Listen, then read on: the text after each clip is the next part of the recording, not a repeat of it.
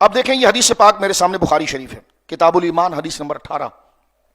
مسلم شریف میں بھی روایت دو جگہ موجود ہے، 4463 اور 4461 پر۔ حضرت عبادہ بن صامت رضی اللہ تعالیٰ عنہ کہتے ہیں کہ ان رسول اللہ صلی اللہ علیہ وسلم قال وحولہ عصابۃ من اصحابہ۔ حضرت عبادہ بن صامت کہتے ہیں کہ رسول کریم صلی اللہ علیہ وسلم نے فرماتے ہیں اور ہم حضور علیہ الصلوۃ والسلام کے ارد گرد ایک جماعت کی کیفیت میں تھے۔ یہ عصابۃ عربی زبان میں اس جماعت کو کہتے ہیں جس کا اطلاق جو ہے وہ 10 سے لے کر 40 کے قریب افراد کے اوپر اس کا اطلاق ہوتا ہے، یعنی ہم اس تعداد کے اندر حضور سید عالم کے پاس موجود تھے۔ اور کیا کہتے ہیں کہ سرکار دو عالم نے فرمایا بائعونی، مجھ سے بیعت کرو۔ اب یہ بیعت کا معنی کیا؟ وعدہ۔ ہم کیا بیعت کرتے ہیں اور صحابہ کیا بیعت کرتے ہیں؟ یہاں دو چیزیں دیکھیں، یہ بیعت جہاد کی نہیں ہے۔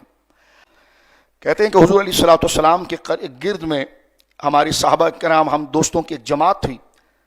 بائعونی، تو حضور نے فرمایا مجھ سے بیعت کرو، اللہ تشرکوا باللہ شیئا، اس بات پر بیعت کرو کہ اللہ کے مقابلے پر کسی کو شریک نہیں کرو گے۔ ولا تسرقوا، اور تم چوری نہیں کرو گے۔ ولا تزنوا، اور اے مردوں اعلان کرو تم زنا نہیں کرو گے۔ ولا تقتلوا اولادکم، اور اپنی اولادوں کو قتل نہیں کرو گے، یعنی جیسے پہلے بچیوں کو قتل کر دیا جاتا تھا۔ فرمایا ولا تأتوا ببہتان تفترونہ بین ایدیکم وارجلکم، چوری نہیں کرو گے، زنا نہیں کرو گے، اپنی اولاد کو قتل نہیں کرو گے، اور اپنے پاس سے گھر کے کسی فرد پر بہتان نہیں باندھو گے، کیونکہ یہاں پہلے وضاحت اس کی گزشتہ درس میں ہو چکی ہے۔ یہاں پر اللہ حدیث میں بھی اور قرآن میں بھی ایدیکم وارجلکم، کچھ عمل کو ہاتھ اور پاؤں کی طرح منسوب کیا ہے، یہ استعارہ ہے تہمت لگانے سے، یعنی کسی پاک باز پر تہمت نہیں لگاؤ گے، جو ہمارا عام وتیرہ بنا ہوا ہے معاذ اللہ، اس سے معاشرے میں اعتماد اور محبت ختم ہوتی۔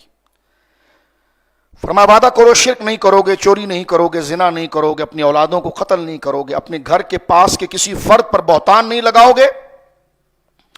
ولا تعصوا فی معروف، فرمایا اور نیک کاموں میں نافرمانی نہیں کرو گے۔ نہیں، یہ تو میری سیاسی جماعت کا سلوگن ہے، میں جس جماعت میں ہوں اس جماعت کے وزیر یہ کرتے ہیں۔ ارے غلط کرتے ہیں، آپ نے ہماری جماعت کے خلاف بولا، حضور نے اسی کی بیعت لی تھی کہ تم خدا کے بندے ہو، سیاسی لوگوں کے نہیں۔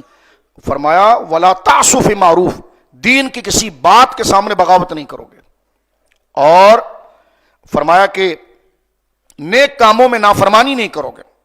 اور پھر حضور علیہ الصلوۃ والسلام فرماتے ہیں فمن وفا منکم فاجرہ علی اللہ، فرمایا کہ اگر کسی نے کوئی غلطی یا گناہ کا کام کر لیا فعوقب فی الدنیا فہو کفارۃ لہ، اور کوئی اذیت اور تکلیف دنیا کے اندر آ گئی تو فرمایا وہ اس کا کفارہ بن گیا۔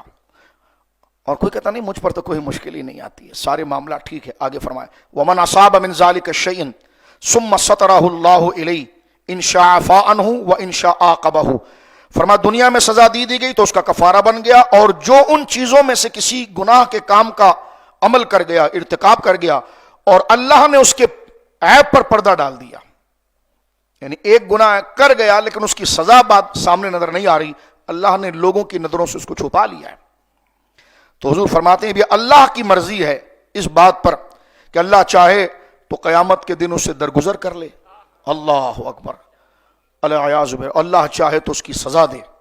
فرمایا فبایعناہ علی ذلک، آپ بتاؤ اس تمام چیزوں پر راضی ہو تم؟ اپنی مرضی سے بتاؤ جو وعدہ لیا گیا ہے۔ جی یا رسول اللہ، فرمایا ہم نے اس بات پر حضور سے بیعت کی ہے۔